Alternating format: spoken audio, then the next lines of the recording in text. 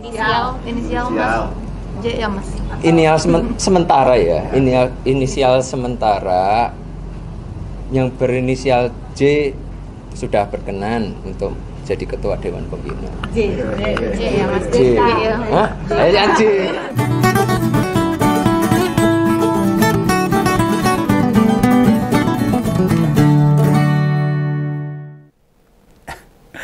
Ngompol itu panjangan dari ngopini politik atau ngomongin tentang politik. Artinya yang saya bedah ya dunia politik. Salah satunya yang sekarang mau tak ubek-ubek masalah partai gajah. Kaisang, ketua umum PSI yang baru terpilih di Kongres PSI pertama, hanya nyebut inisial nama siapa yang bakal jadi ketua Dewan Pembina. Ini babakan politik juga ini. Yang masyarakat ya perlu belajar dengan permasalahan-permasalahan yang ada saat ini. Padahal kita semua wis ngerti. Sopo kuwi inisial J sing dikarepke Kaisang itu. Lho tak nganggo inisial barang ngopo. Ya mungkin ben reka-rekane gawe penasaran politik, itu bahasa Indonesianya biar pura-pura ada rekayasa politik biar publik penasaran gitu. Emang kita ada yang penasaran dengan penyebutan inisial J itu? Ora blas gitu. Mau nyebut inisial A sampai Z gak ada yang butuh tahu apa yang dikatakan Kaisang, apalagi yang mau tahu siapa gerangan J itu, nggak ada. Kenapa Om Begawan menyimpulkan begitu? Tidak ada yang penasaran. Lu pikiran rakyat, utamanya wong-wong cilik, ngurus kebutuhan hidup sekarang aja menggeh-menggeh. Wis pating pleding. Gulung komeng itu. Tangin ibu tangin das, gue sikil-sikil gundas, kerja keras sebagai kuda. Gak ada yang tertarik. Kayak lagunya Cosplay saja. Ku jemu dengan hidupku, nah, itu aja. Ngerti siapa ketua Dewan Pembina Partai? Dan sok-sokan ketua umum Partai Gajah itu ya sekedar biar menarik. Lah model-model bikin penasaran orang yang tidak terkait kebutuhan yang paling nyata hakiki dalam partian. Gak ngebantu meringankan beban publik loh. Yang masyarakat sekarang banyak yang mengeluh. Apa peran PSI untuk mengangkat kehidupan rakyat yang agar lebih sejahtera? Cuma main-main kayak gitu aja. Mau Pak J yang asli atau J yang KW. Gak ada yang nunggu tuh, orang saya ngurus. Lah itulah ya sama saja. J aslinya itu Jokowi misalnya. JKW kan ya Jokowi juga. Memang bedanya di mana? Gak ada. Bagi Om Begawan, persentase kemungkinan ketua Dewan Pembina itu Pak Jokowi itu 99% menurut opini Om Begawan. Hanya Tuhan saja yang bisa ngebatalin. Masih pada percaya Tuhan nggak ya? Kira-kira di Indonesia ada Tuhan nggak? Kalau percaya Tuhan, kenapa pada belasah-belasah korupsi di mana-mana, kebohongan, penjilat di mana-mana? Hanya Tuhan yang bisa ngebatalin Pak Jokowi jadi Dewan Pembina PSI. Nah, ketua Dewan Pembina itu tidak dipegang sama Pak Jokowi kalau itu memang terjadi atas kehendak Tuhan. Hanya dilalah ini. Ketua Dewan Pembina lama yang namanya Bang Jeffrey Giovanni, ya juga J juga loh inisialnya.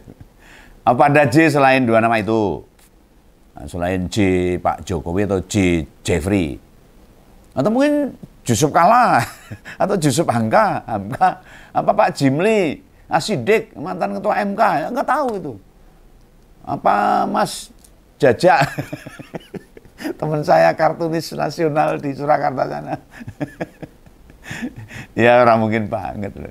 Coba lihat lagi deh, rekaman saat Pak Jokowi waktu ngisi acara di Kongres PSI. Apa gak kasihan tuh? Wis bengok, wis optimis menaikkan suara PSI. Wis siap kerja keras, lalu putusan tim formatur tidak menempatkan Jokowi sebagai ketua Dewan Pembina. Ya mesake no. Pak Jokowi jadi ketua Dewan Pembina saja, dampaknya belum tentu signifikan buat partai gajah ini kok. Gimana masang nama yang lain yang inisial C itu? Lah kurang gede apa pengorbanan nih? Kata yang dipilih bukan Pak J. Apa mesti Pak J, Pak Jokowi? Apa masih kurang cara memfasilitasi PSI? Lah memang Kongres 2 hari di Solo kemarin itu, minggu-minggu kemarin itu duit dari mana? Yo, saya bagaimana nggak tahu, nanti malah dikira fitnah. Tanya aja ke Solo, ke PSI. Aku kan duduk PSI, jadi nggak tahu yang ngebiayain siapa. Tapi masyarakat pasti ya paham. Sekarang gini aja, pertanyaan yang mesti kita lihat. Bila enggak jadi ketua Dewan Pembina PSI, Pak Jokowi mau berharap jadi apa? Jokowi mau berharap dari jadi apa itu? Partai-partai sudah tutup pintu loh. Tutup pintu semua bagi Pak Jokowi itu. Itu satu, pertama. Jadi yang dibuka hanya PSI. Kedua, bila nggak ditemani bapaknya atau tidak ditemani oleh Pak Jokowi, emang Kaisang menggedekkan atau membesarkan partai itu gampang. Jangan dikira melipatkan gandakan suara partai itu semudah kita nyopot katok kolor diplotrok, nggak bisa. Perlu sebuah proses yang abotnya luar biasa, tantangannya luar biasa. Tidak sekedar menyediakan operasional partai. Lihat itu putra-putra Soeharto yang mendirikan partai, semuanya tidak ada yang sukses. Tidak mudah, itu yang kedua. Yang ketiga, tanpa magnet Jokowi atau siapa yang bisa jadi foot getter partai. Hanya Pak Jokowi yang sekarang masih banyak pemujanya, banyak penjilatnya, banyak pengikutnya. Di pemilu mendatang loh, 2029. Itu yang ketiga. Yang keempat, apa berani Pak Jokowi gawe partai baru? Berisi relawan-relawannya yang sekarang tinggal sauprit. Coba hitung relawannya siapa yang muncul. Ya hanya tokoh-tokohnya yang sekarang dapat jabatan komisaris, menteri, wamen, dan sebagainya. Yang lainnya lari. Karena sudah tidak cocok dengan kebijakan-kebijakan Pak Jokowi. Saat dulu ketika dia pada membela, termasuk Om Begawan. Lah wong relawan wis ora tau eneng kabare lho. Oke lah, masih ada waktu 4 tahun lagi buat persiapan di kontestasi demokrasi Indonesia, pemilu dan Pilpres 2029. Berdasarkan rekam jejak yang sudah lalu, setidaknya di pemilu kemarin. Bila kita mau fair loh, jujur menilai loh, bertambahnya suara PS itu faktor penyebabnya apa? Nggak ada. Penyebabnya nggak ada. Lah nambah berlipat suara saat Presiden ke-7 masih punya kekuasaan. Itu aja masalahnya. Yang kayak begituan itu bisa diulang. Jokowi sudah bukan presiden lagi. Emang Gibran bisa menggenjot perolehan PSI? Aku nggak yakin. Andai kan dibantu Gibran, Kaisang nggak yakin. Emang Gibran bisa ngapain dalam dunia politik sebenarnya? Nggak bisa. Cara-cara proses untuk mengembangbiakkan partai nggak gampang. Dari data yang sempat tak cari,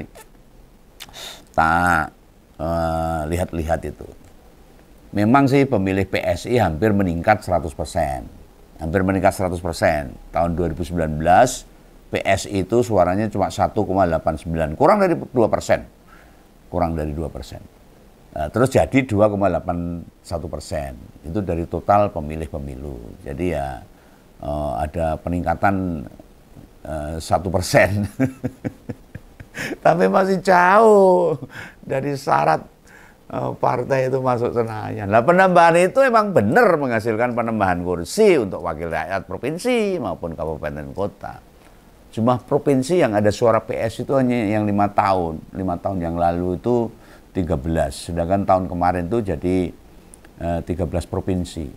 Memang banyak nambah jumlah provinsi yang ada di wakil rakyat PSI. Dari 13 provinsi itu terbesar di DKI. Hanya 8 kursi. Kemudian 6 kursi di NTT. Sedang sisanya ya 1, 2 kursi saja. Dengan modal segitu, yakin bisa berlipat di pemilu mendatang. Apakah dengan menempatkan Jokowi sebagai ketua Dewan Pembina otomatis mendongkrak suara partai? Ya segini aja lah. Dari yang tak sampaikan di pembuka tadi, ya seolah Kaisang main tebak-tebakan. Kan dia masih pantas itu main tebak-tebakan. Tanpa memasukkan atau memastikan nama lengkap. Itu juga jadi pertanda. Ada keraguan, ada ketidakyakinan, kurang pede menempatkan Pak Jokowi di kursi Dewan Pembina. Jangan-jangan dengan permasalahan yang sekarang lagi buanter-buanter ya, masalah ijazah palsu dan sebagainya. Banyak terungkap korupsi pada waktu Jokowi memimpin 10 tahun terakhir. Ini bisa justru membuat PSI tidak bisa mendongkrak suara. Di sisi lain, keluarga Jokowi gampang, gak yakin. Betulan sangat ragu. Istilahnya ini gojak-gajek. Bahasa Jawa itu gojak-gajek itu ragu. Pilihan jadi ketua Dewan Pembina PSI itu tidak tidak pede lah bagi Pak Jokowi itu. Istilahnya jadi pintu terakhir. Dan tak bisa atau sulit banget untuk dilakoni itu buat kembali tak berpartai bagi Pak Jokowi. Andai PSI sebelumnya sudah partai yang besar mungkin loh, yang terbiasa ada di Senayan ini masih mending. Itu lebih kuat untuk dia ingin menjabat sebagai ketua Dewan Pembina. Tapi PSI ini kan masih kecil itu. Partai gurem yang ada di daerah aja dan tidak bisa bersuara di Senayan. Lah membesarkan partai untuk kemudian jadi salah satu yang diperhitungkan itu bukan sesuatu yang ringan.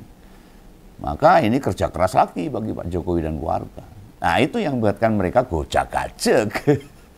Lah nyemplung di PSI, jelas punya konsekuensi ke Pak Jokowi sendiri. Orang pasti membatasi berhubungan dengan dirinya. Jangan dikira loh mengulang sejarah Pak SBY bikin Demokrat jadi besar. Punya wakil di Senayan, itu bukan hanya sekedar duitnya banyak. Tidak hanya modal mantan presiden, Demokrat saja sejak 2009. Akhir dari masa jabatan Pak B, jumlah kursi di sana turun terus. Amblek. Meskipun tetap diperhitungkan dan tetap masuk di Senayan. Oke lah, sekarang provinsi di Indonesia itu ada 38. Hanya 15 diantaranya terdapat wakil rakyat dari PSI. Separuh aja nggak ada tuh.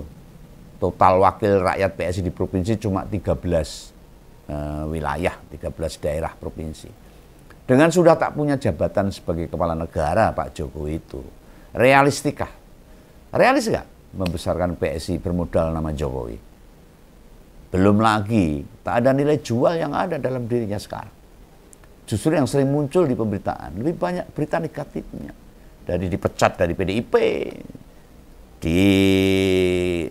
dinamakan pengkhianat partai, posisi RP, ijazah palsu dan sebagainya. Banyak yang menimpa Pak Jokowi sehingga justru merugikan PSI itu sendiri. Dan rakyat merasakan sendiri.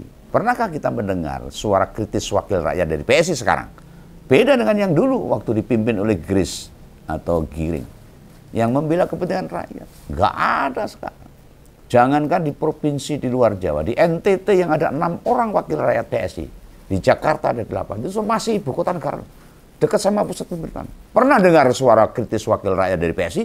Nggak ada. Akhirnya kecemplung juga, ketularan. Partai yang dulu kritis, partainya anak muda. Sekarang ya berubah. Eman-eman.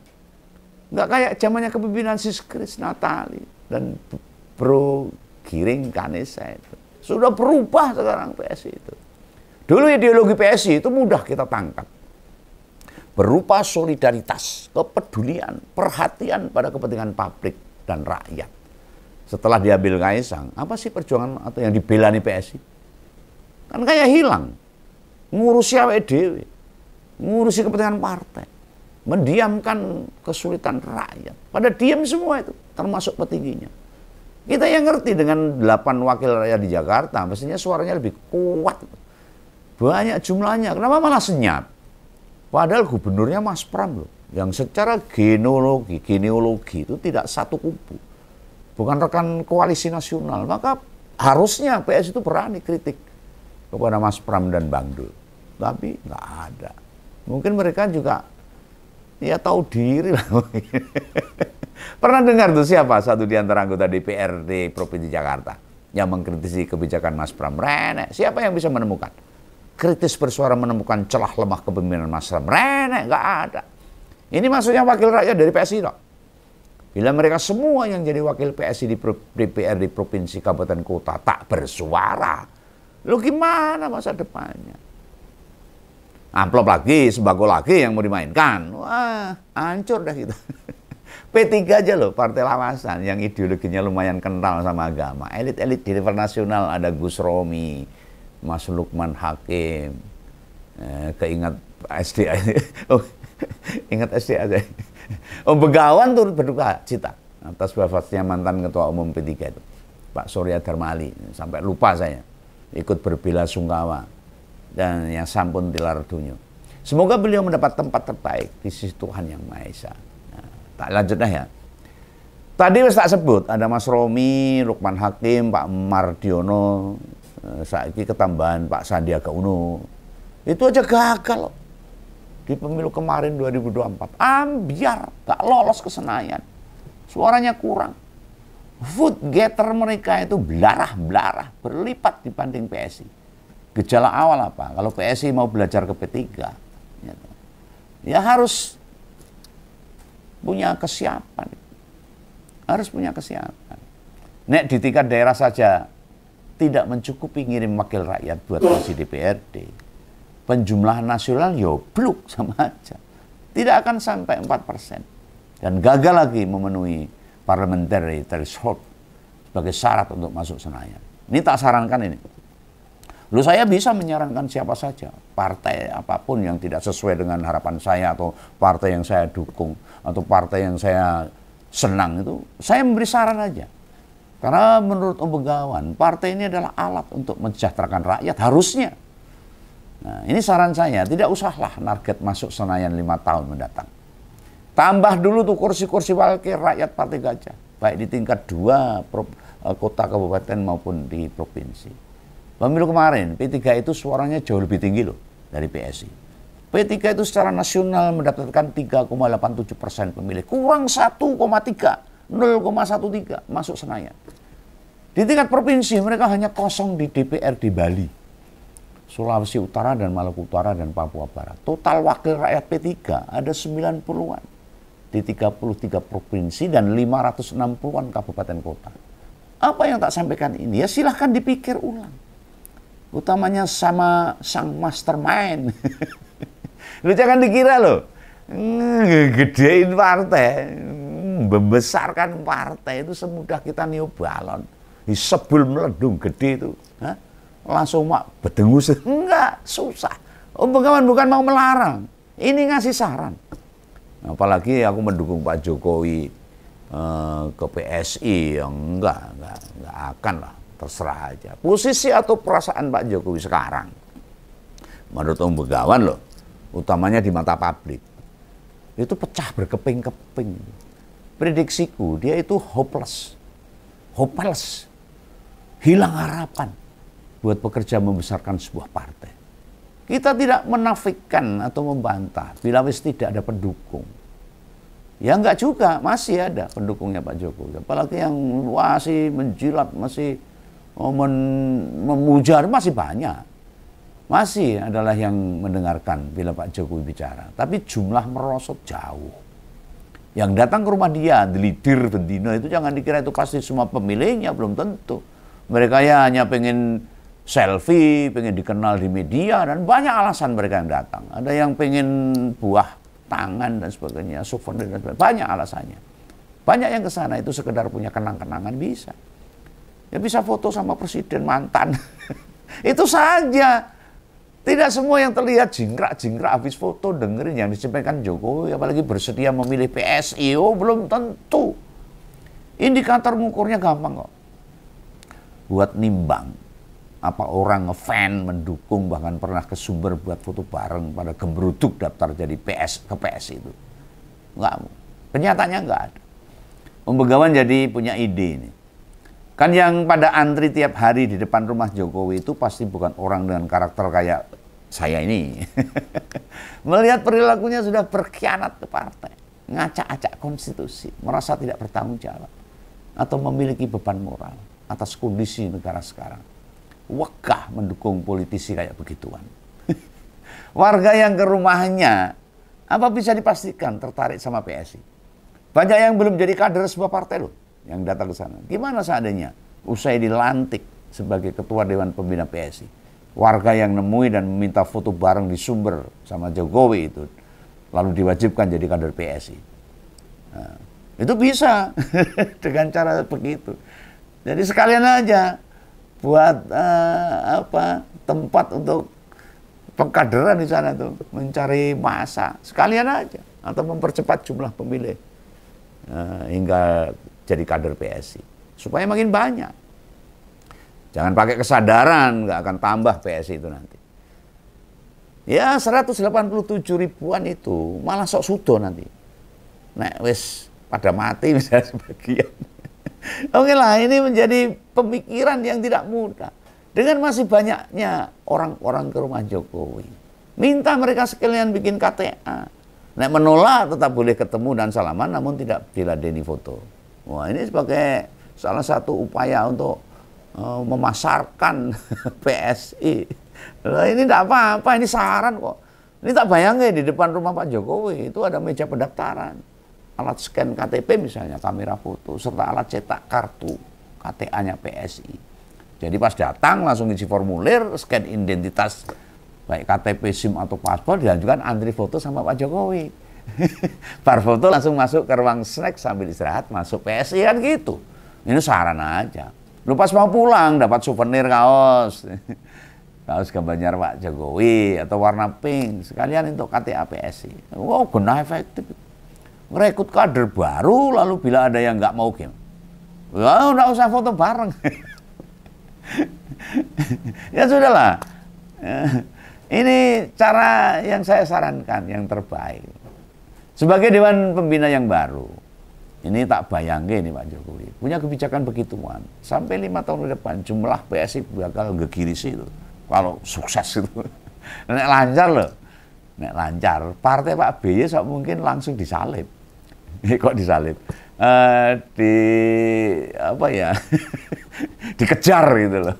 Sebuah ini masuk nggak ide saya ini? Brilian nggak? Sedang direalisasikan aja, rasa kesuwen supaya PSI nggak jadi bahan ketertawaan masyarakat dengan logonya gajah, kepala merah dengan badan hitam dan terpisah. Ini masukan bagus loh. Oke ya, jangan salah paham. Salam ngompol. Jangan lupa subscribe. Dadah.